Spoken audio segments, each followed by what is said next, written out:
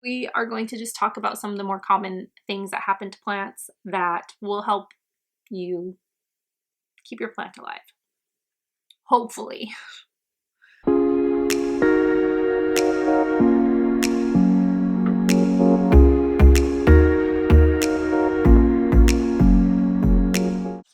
I took a lot of notes on this because I wanted to remember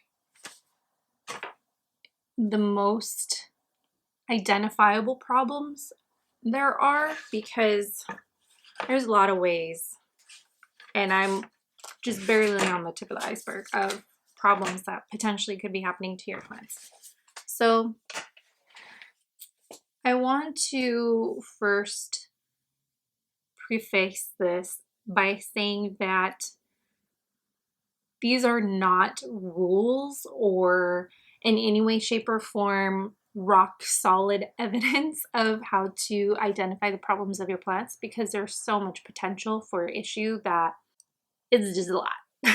So these are just going to be some basic, very core guidelines, or I wouldn't even say guidelines, I would just say cues or clues as to what the potential problem could be for your plants. At least it will give you a direction to look because there's really no way of being able to tell for sure through a camera. No guarantees, guys. But I'm going to really talk about how you see your plant and what issues that you may discover. The first thing that you may or may not notice is the color of the leaves changing. And again, this could be for a variety of reasons. There's no way that I can tell you through this camera what is wrong with your plant. These are just a couple things you can check to see if potentially that might be the issue. So if your leaf color is, and I'm using this lovely Arabica bean as an example because I have this problem. Noticing the original color of the mature leaf, looking at them, you will notice this lovely green color, and then you may start to notice what's known as chlorotic leaves, where it's losing its color. That potentially could be a deficiency in nutrient. It could be a sun deficiency. It could be a watering issue. The way you want to know or check is check the soil first. Put your finger in there, see if the soil is too damp, wet, soggy, moist, or if the soil is dry. And I'm talking like desert, dust bowl, just dry. You will notice right away if this is a watering issue. You know you water your plant all the time. If you're like, I stick to my schedule of watering my plant once or twice a week, then you know you're overwatering, because oftentimes plants don't need water as often as we want to water them. They're used to being in nature and they're used to drying out and having dry spells. I mean, obviously depending on the plant. Anyways, I'm rambling. So you do want to first check the soil and see where your watering needs are at, if that needs to be addressed. And then you can make adjustments based off that. Also checking the location, making sure that the lighting is sufficient, or if it's overabundant.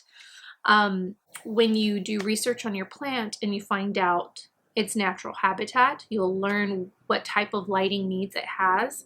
If this is an understory plant, if it gets filtered light, if this is a desert plant that gets full sun all day long, you'll know if you're giving it the adequate light it needs in order for it to do its thing. And then the last thing I would probably check is whether you're feeding your plant. If it has the correct nutrients it needs, it can show up in the leaf color based off of, you know, if the leaf is losing its color or if it's just looks sad. But there's no way to really know for sure, obviously, the nutrients unless you get your soil tested. So you might want to just repot your plant in new fresh soil, or give it a fertilizing and feed it something organic, something natural, so that you're not overfeeding it, and see if that makes any adjustments too. Do it once. Don't keep doing it, because you also don't want to overfeed your plant, and that would cause another problem. But really pay attention to any changes before they get extreme, because with many plants it can get to the point of no return, and it can get to the point where you can't fix it. Personally, with my plant, I knew it was a light issue because it was in a position where it was getting not the most dependable light. I put it in a new location, and not only am I getting better color on my new leaves, but I'm getting a lot of new growth. So we'll probably shed some of these old leaves that were turning colors, and we'll just move on from there. But oftentimes when you find yellow leaves, in most cases that is a watering issue. So definitely check your soil and see if you're over or under watering your plant. Now, another issue that you may find with your plants would be brown spots. And I have this philodendron Congo as an example because it has a lot of brown spots on it. When you look at them closely, I can't describe it any better than calling it like cigarette burns. Like typically these little brown spots would be one of two things. One would be pests, which I've done a thorough inspection on my plant and I know that is not pests. And the second is too much direct sun. And I do know that that is the case on my philodendron Congo here. I did have it in a window, in a south-facing window that had very direct sun. It burned my leaves. And now I have all these lovely little burn spots on them. Check your lighting and see if maybe you're giving your plant a little too much light. You're sunburning your plants. Don't put sunscreen on them. Doesn't work. It needs the sun, but it needs light. It doesn't necessarily need the sun. Typically these kind of brown spots, it's sunburn. But again, you know, check for pests. Could be a nutrition issue, could be a lack of a certain nutrient that you maybe weren't giving it, but those are definitely some things to investigate. You might find browning or crisping along the edges of your leaves. In most cases, that is a humidity issue. Again, this is in most cases, this isn't every case, but so most of tropical plants prefer humidity, and if you're getting brown along the edges, it means it's not getting enough. The leaves are drying out. They are crisping up, as you could say. It needs an increase in humidity and maybe even a little more watering too. Sometimes when you underwater your plants, you'll notice the edges of the leaves might start to get a little crispy too. May not be in every case. It is definitely lacking some moisture. So I would definitely check and make sure that you are watering your plant enough, that is getting enough moisture, that it's getting enough humidity. I know you hear a lot about misting your plants. Misting in most cases does not harm your plants, but it doesn't necessarily help. It does increase humidity, but just for the brief amount of time that that moisture is floating in the air. It doesn't permanently increase your humidity, so you definitely want to get a humidifier or place the plant in a more humid environment such as a kitchen or a bathroom. Now you may be in a circumstance where you're noticing a lot of leaf drop, just leaves completely falling off of your plant. And again, this is not a rule, but this is just a guide, is you would want to check your watering. Oftentimes, if a plant is not getting sufficient nutrient via watering, or it's just not getting taken care of, it's going to drop its leaves. Some plants can be very tactile sensitive, where if you touch them a lot, the leaves, they react and they fall off. And those are specific plants and species. I won't list them there, just do research on your plant. But that could also be an issue as well. So you definitely want to check your watering, check the nutrients, and don't over touch your plant if the plant doesn't like to be touched. Now, if your leaves are simply drooping, you're noticing your leaves just look really sad. They're just lacking some kind of energy. They look like they're, I don't know. But if you have drooping leaves, that is definitely a watering issue. In most cases, give your plant a very good drink of water. Let the water completely drain through. In most cases, those leaves will perk right back up. Now, if you wait until the point of no return, where those leaves have been drooping for a period of time and you water them and they don't perk back up, it could be the roots. Either the roots could be impacted, the roots could be so dry that they're not able to soak up the water. They've kind of already crisped up. Check your roots as well. That could also be an underlying issue.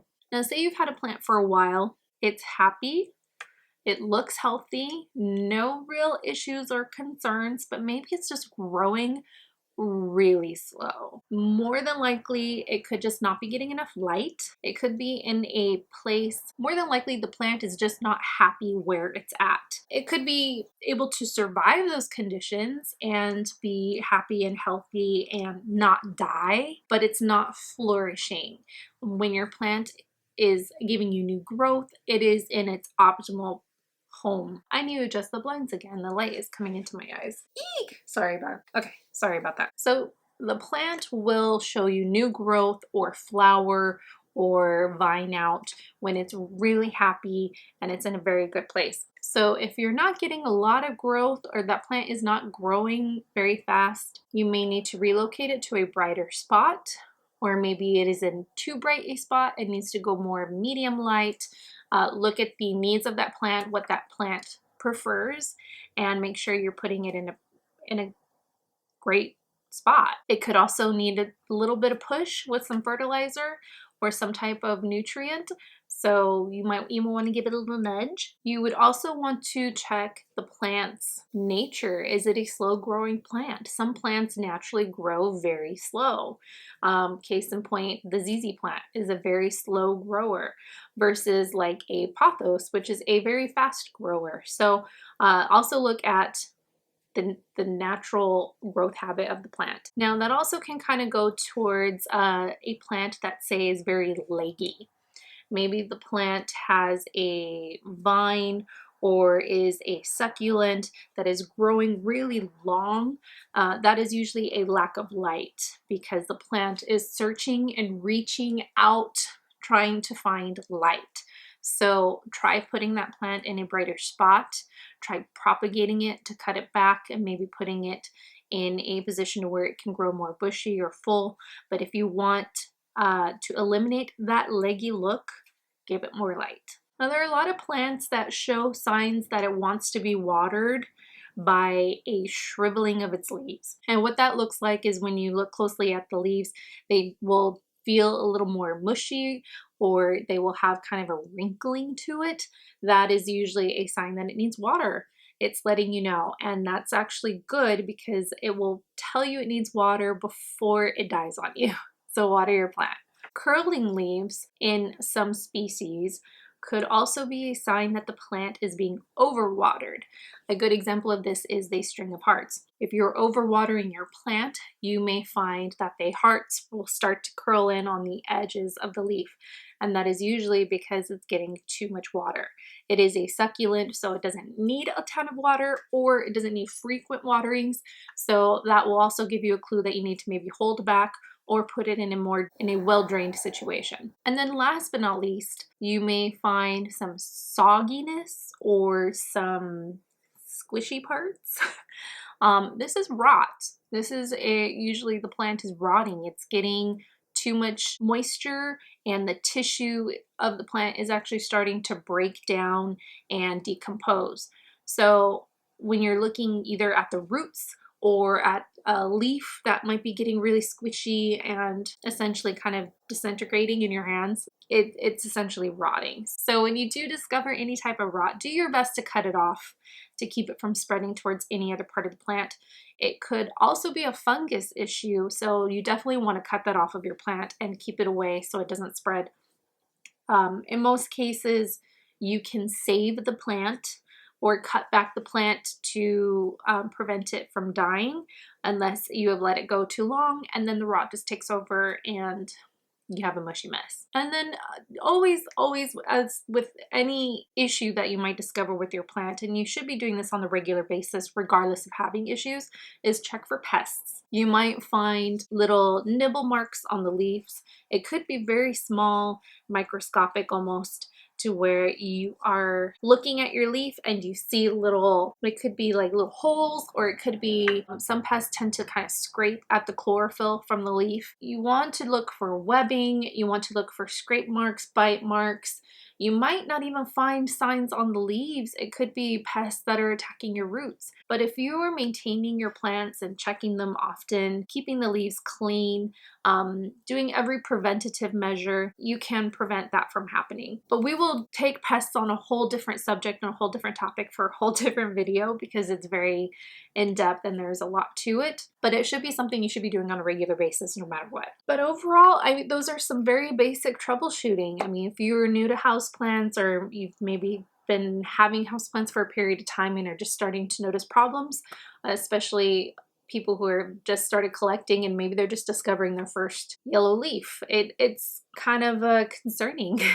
We take care of our plants, we love our plants, and you find a problem and you want to fix it. You know, at least these are some directions you can take to try to figure out what could be wrong with your plant, and hopefully you can stop the spread and keep your plant alive without having to throw it in the dumpster. I don't know. Let me know what you guys think. If there's any questions you have, if there's any troubleshooting things that have happened with your plants that I didn't cover, please share them because I would love to address it or help. Obviously, I'm not an expert. I'm talking through my experience. There's so much that can be covered on the topic that I'm obviously just skimmed the surface. But thank you so much for watching. I really appreciate it. And I'll see you in the next video. Talk to you later. Bye.